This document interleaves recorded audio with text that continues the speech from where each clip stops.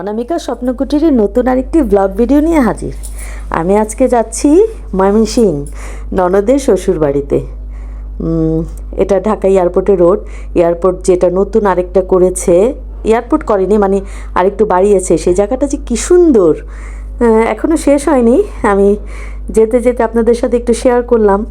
আমার ভালোবাসার মানুষদেরকে সাথে নিয়েই চলি, এই জন্য সবার সাথে একটু শেয়ার করা। ময়মনসিংহ হচ্ছে আমার ননদের শ্বশুর বাড়ি, ওখানে ওদের অনেক সুন্দর বাড়ি।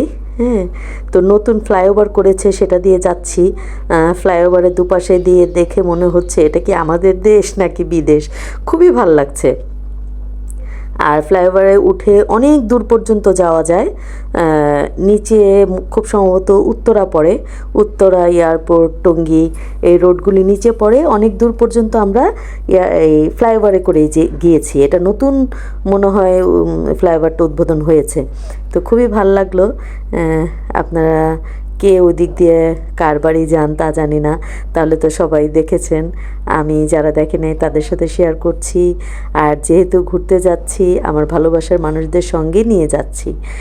আর ময়মনসিংহ যাওয়ার পথে রোডগুলি খুবই সুন্দর, বিশেষ করে গাজীপুর, জয়দেবপুর ওই দিকের যে শালবন গুলো আছে, শালবনের বাগানগুলি খুবই সুন্দর। হ্যাঁ, খুবই ভাল লাগছে। আর যেতে যেতে খুব এনজয় করছি, আর আপনাদের সাথেও শেয়ার করছি। আমি যদিও ময়মনসিংহের এই ট্রিপটা পার্ট করেছি, কারণ হলো এত বড় ভিডিও কেউ তো দেখতে চাবে না একসাথে বসে। হ্যাঁ, এর জন্য আমি ছোট ছোট করে দেখিয়েছি। আমার ননদ অনেক সুন্দর করে ওখানে বাড়ি বানিয়েছে, ওর একদম রিসোর্টের মতো করে। আর ওখানে ওর বিশাল একটা ফার্মও আছে। তারপরে অনেক শাকসবজি চাষ করে।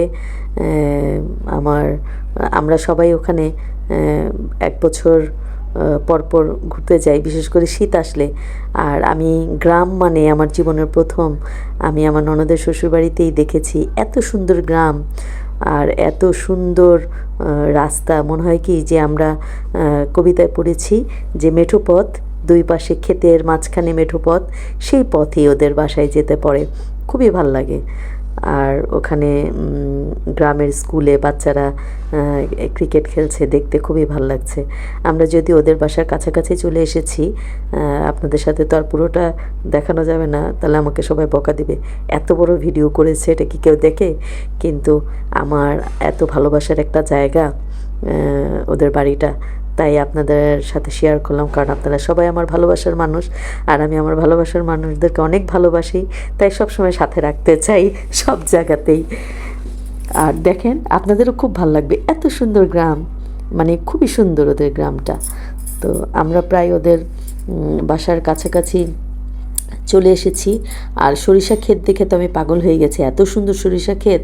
আর ওই যে নতুন ধানের গাছ লাগিয়েছে, সেটা মনে হচ্ছে কি কার্পেট বিছিয়ে রেখেছে, একদম সবুজ গালিচা। হ্যাঁ, তো ওদের বাসার গলিতে ঢুকছি,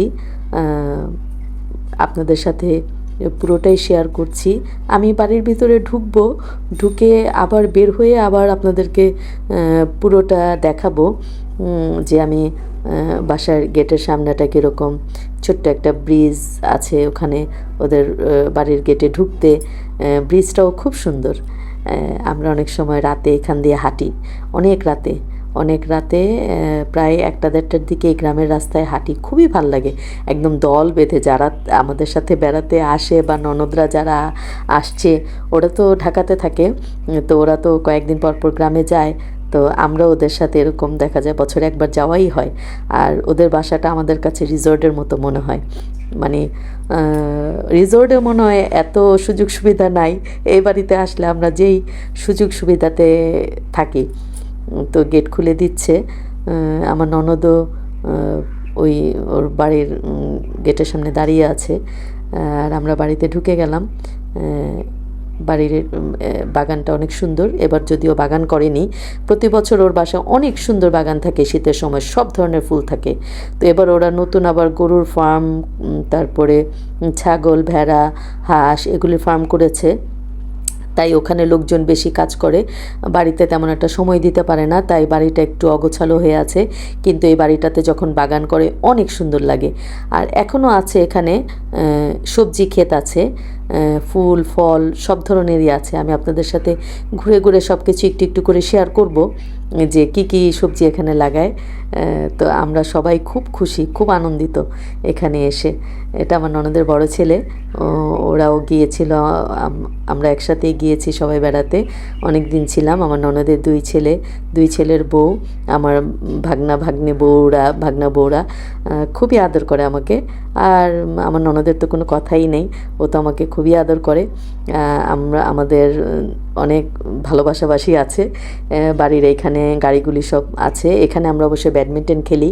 শীতের দিনে আসলে এখানে নেট লাগিয়ে দেয়, লাইট লাগিয়ে দেয়, আমরা এখানে ব্যাডমিন্টন খেলি।